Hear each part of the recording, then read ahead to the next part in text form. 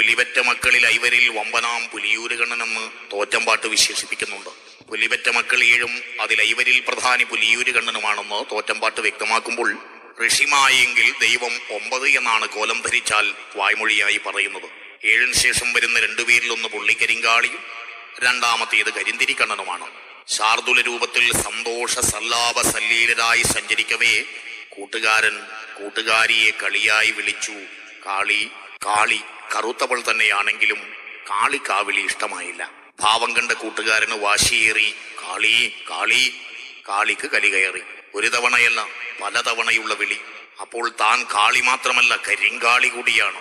നിമിഷങ്ങളുടെ വിട കാളി കരിങ്കാളിയായി പുള്ളിക്കരിങ്കാളി. ശാർദുലം അസ്വസ്ഥനായി അനുനയവുമായി അനുഗമിച്ചു. കരിങ്കാളി കണ്ട ഭാവം നടിച്ചില്ല. ദിനരാത്രങ്ങൾ ഏറെ കഴിഞ്ഞു. ഒടുവിൽ കരിങ്കാളിക്ക് കരളലിഞ്ഞു. കാട്ടിയത് കടുപ്പമായി പോയെന്ന് തോന്നി. ആ